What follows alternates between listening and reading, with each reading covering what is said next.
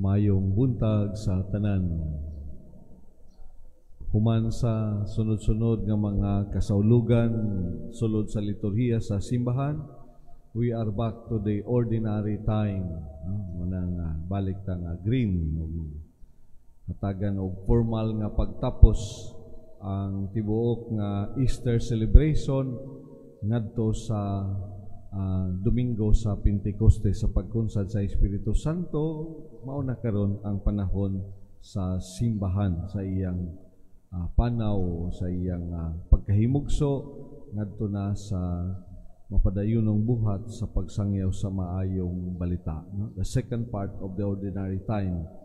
Kaya ang unang bahin gikan sa dagko usab nga mga selebrasyon sa Pasko sa pagkatao ngadto na sa Domingo sa pagbunyag sa Ginoo, then balik sa ordinary time pila ka Domingo unya misulod kita sa panahon sa Kwaresma pinaagi sa Miyerkules sa Badles, ang unang adlaw sa Lent, no? And then ngadto sa Semana Santa, ngadto na sa Easter celebrations nato until Pentecost.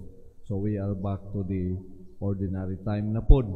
Karon padayon hangtod sa mga pagpangandam na usab nato sa tibuok nga cycle sa liturhiya sa simbahan, no?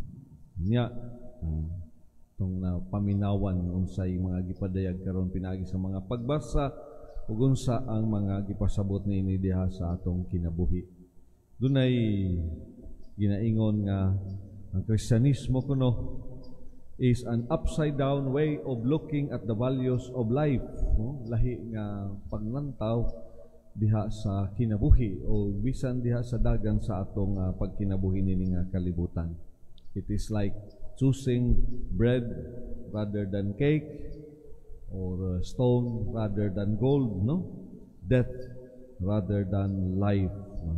There is a divine irony in Christianity which is so easy to miss, no? Kay lagi ang kalibutan aduna may lahi siya nga mga pagpadayag ngadto sa katawhan. Sukuhay kaayo sa unsay gipadayag kanato diya sa mga pagtulunan sa ebanghelyo o pagtulunan sa balaang kasulatan, no? Atong nadungog nga gibasa in the first reading muraga lisod kaayo nga masabtan mao ba gayud kini ang maghatag og pagpakahulugan o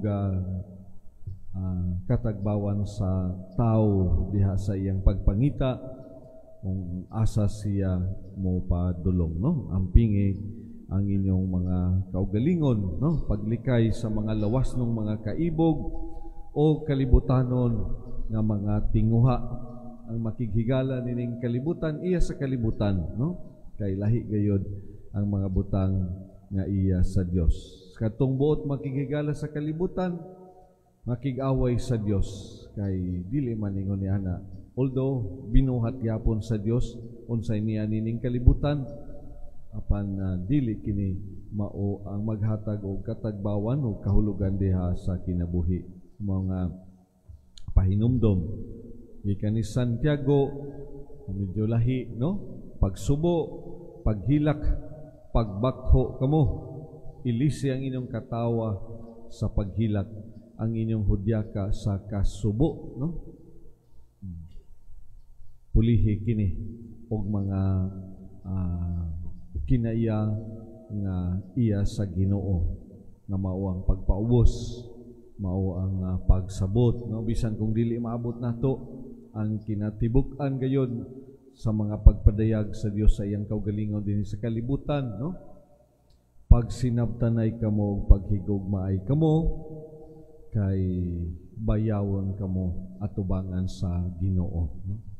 Sahay lahi gyud kay dinhi sa kalibutan, no? Naaman diha ingon ako sa pipila ka adlaw ng mga selebrasyon sa graduation. It seems like the winner takes it all dinha sa kalibutan, no? Ang mananaog, no? Iya tanan, no? Ang mga gamhanan, no? Iya tanan, no? Ang mga nato na diha sa posisyon na sila tanan ang magmando, no? Ang naay daghang kwarta sila gayud ang matuman, no? Ang naa diha sa popularidad, no? Sila gayud ang magbuot, no?